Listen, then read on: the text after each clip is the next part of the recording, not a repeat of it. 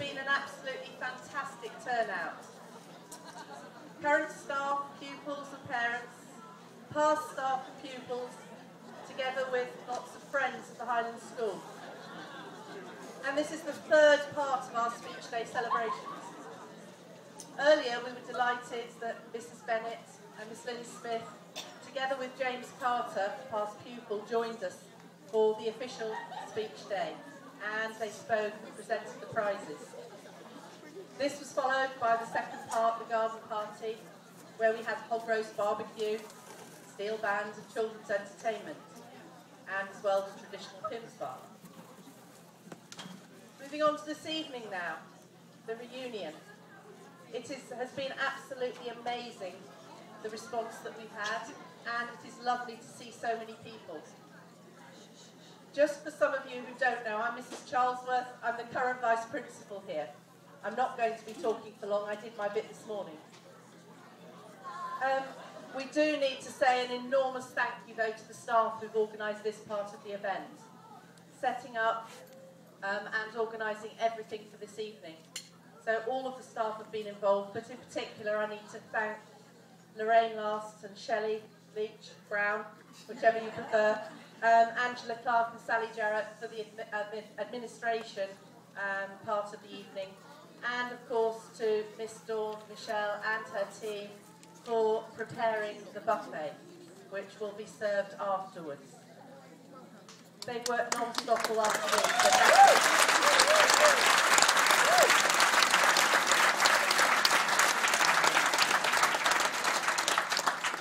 I'd also like to thank Andrew Last and his band who volunteered, or were volunteered, to play here this evening.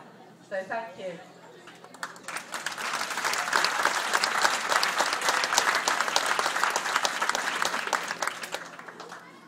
Of course, it's a bittersweet occasion. We can't pass the occasion without acknowledging the main reason for the reunion.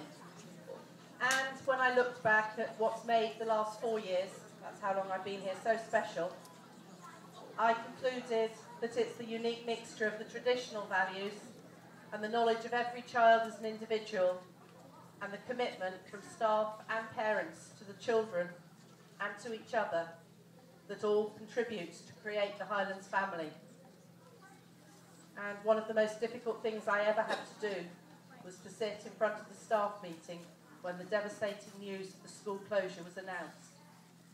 And as I said this morning, I'm so incredibly proud of the way that all of the staff have supported each other and contributed to work so hard, putting the children first and continuing to teach as usual. Well done.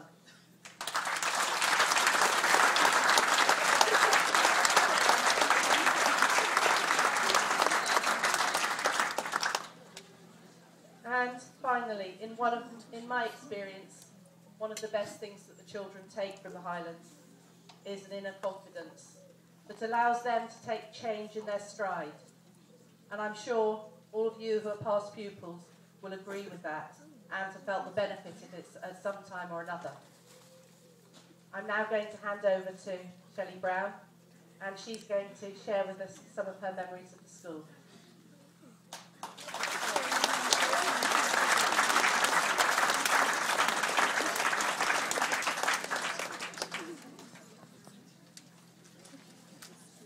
Right, good evening ladies and gentlemen and children, or should I say Highlanders, Thistles and Friends of the Highlands. I would just like to personally thank each and every one of you for coming to this final reunion today. Some of you may have been here a few years ago when we had our 75th anniversary reunion, and we had a turnout then of around 200. Tonight I believe it's more like over 300. I'm going to start by giving you a little bit of background information about the school. I hope I've got it right. The Highlands School was originally founded in 1929 on a site that later became Highlands Library, and now a nursery by Arthur Newbury Park, by Miss Muriel Spencer, who had a dream to build a school to educate and care for children in the local area. To quote from a book about Miss Spencer, "Here, parents felt their children would receive more than mere teaching. Each child was understood and loved, and its especial need catered for. In 1939, the reins were handed over to Miss Kathleen Brett, who later became Mrs. Peach, and the school remained hers until she handed it over to a charitable trust in 1968. She continued on as the head and had a 42-year reign at the Highlands, which saw an original intake of approximately 18 blossom to well over 200 by the time she retired in 1981. Mrs. Peach is famed for saying, "A busy child is a good child, and a good child is a happy one." On her retirement, she was quoted in the newspaper as saying, "I've dedicated nearly all of my teaching life to the Highlands, and it has been a very satisfactory life. Keeping it all together and keeping it all consistent with all the excellent staff has made it all very special. I can't quite fancy what I'll do without it, but I know it's in good hands, so I needn't worry." Mrs. Peach never really went far from the school, and she lived out the rest of her life in the bungalow that she owned over the road, and this building still remains as part of the school today. After the retirement of Mrs. Peach in 1981, came a new headmistress, Mrs. Beryl Rees, who was the head of the school for about 5 years. Mrs. Rees brought a love of the arts and music to the school. During this period, many concerts and performances took place, and even the recording of a tape called the Highland Fling. She changed the grey jumpers to emerald green ones that the children still wear today, apparently refurbished the kitchen, and also had the new office block built at the front of the school. After 5 successful years, the Highlands welcomed a new headmistress, Miss Evelyn Smith, who came to the school with a wealth of experience teaching abroad in Jamaica. Her passion for the education and care of the children abroad was highlighted by the introduction of supporting the SOS Children's Village in Jamaica, and eventually sponsoring a young boy from the village called Kagelman. Many more fundraising events took place over the years, and Miss Lynn Smith retired in 1999. Then Mrs. Chris Bennett arrived at the Highlands. She came from the Abbey, where she'd been head of the junior school. Yes. Got that right, remember? Sorry about the next bit. Mrs. Bennett came armed with lots of ideas and paperwork galore. She was a big character at the school and was well known for her bright, multicoloured ties. This has already been mentioned once today, I think. Power naps in the office, unusual trumpet sounds, and if you were a member of staff, you were often caught by Mrs. Bennett as you came into school in the mornings for chats under her umbrella in the rain. Mrs. Bennett never sat still for a minute and was always busy either teaching in every class in the school, serving lunches, or composing a policy or 2, or 3, or 4. She retired from being head in 2008 when she left to concentrate on being an Ofsted inspector and her other passion, travelling around the world. During Mrs. Bennett's last year, Mrs. Leslie Charlesworth came to the Highlands, originally as the deputy head to replace Mrs. Last when she retired. After that, she became the vice principal, and a whole new management system was put into place. Mrs. Charlesworth brought a love of ICT and lots of training sessions on the new interactive whiteboards that had recently been installed throughout the school. She also inspired the children with her love of the sciences and enjoyed teaching these subjects with passion. So, here we are today in 2011, and I would just like to share a few of my thoughts with you all. As a teacher, you tend to take ownership of things. The children in your class are yours, the classroom is yours, and the school is yours. Well, here are some of my own personal memories of my school. Bagger Gym Awards and green leotards. Margaret Morris movement.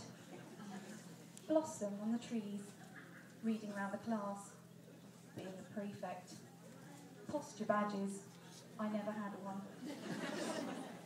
As a prefect saying, "Don't talk, single file." Asking the ladies in the kitchen, one of whom was Miss Dawn, while I was here, "What's for lunch?"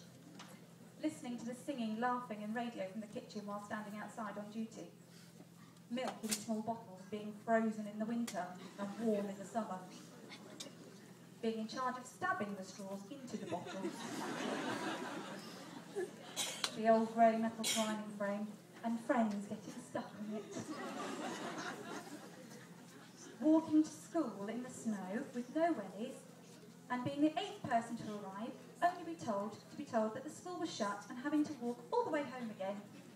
I blame my mother for that one. Frozen fingers after PE lessons and not being able to do up the buttons on your shirt. Boaters, grey hats, green blazers, grey jumpers turning into emerald green ones. The old silver birch tree. Mrs. Peach's office being where the staff room is now. Half days on a Wednesday with swimming or music lessons with Mrs. Stretfield. Somewhere. Rounders and sports days. Speech days without the marquee. Running round Arthur Newbury Park. Summer fairs, harvest festivals, school productions, concerts and singing in the choir. Learning to play the recorder. Drama lessons with Mrs. Ganella.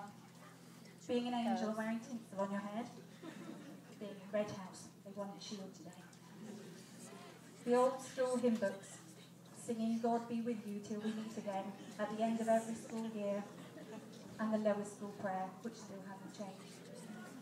My list is endless and could go on forever. I have so many happy memories from the Highlands. The school will live on in my heart for the rest of my life. I have been lucky enough to have had an association with the school for the last 32 years. And I always thought that one day, any child I had would eventually come here too. Unfortunately, that was not to be. The Highlands is not just a school, it's a unique family. As both a pupil and a member of staff, I can honestly say there is nowhere else like the Highlands, and probably never will be again. I would just like to end with a song. Don't worry, I'm not going to sing. Those days are over. I know, 3 times. This song was written by Mrs. Rees and it's called the Highlands School Song. I think the music was set by Mrs. Stretfield. Work for our pleasure and games for our joy. Music and dancing for each girl and boy. Carols for Christmas and summer sports too. Here at the Highlands, that's what we do. Creating and making with card, paint and paste. Pictures of models from things which would waste. Seeking and finding, remembering too. Here at the Highlands, that's what we do. Kindness and caring, for these gifts we pray. Praising our Maker together each day. Give thanks for the morning with hearts filled anew. Here at the Highlands, that's what we do. When on life's path we must venture along, we'll smile on the bad days, remembering the song. Glad to be useful, our thanks we will give for the way that the Highlands has taught us to live.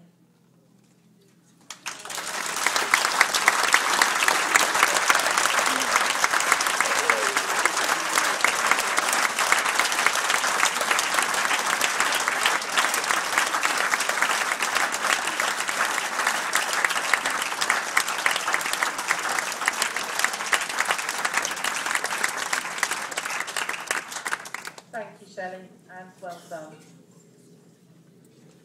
Just to finish now, I have a couple of housekeeping type announcements. The memorabilia is set up past the hall. You will see the signs in the classroom there. Please do visit it at some time and have a look around. We have a photographer on site for another 45 minutes. If you head towards the kitchen and into into reception, if you want any groups, please do that, and they're going to set up an online access for that. This dawn is just opening up the buffet, so that's going to be starting now. There are obviously a lot of people to get through that. In order to facilitate that, can we ask that everybody starts at the far end there, works down both sides of the tables, and then moves out of the way. And so if you could avoid loitering near the tables to allow access and people to move through as quickly as possible. Enjoy the rest of the evening. Thank you.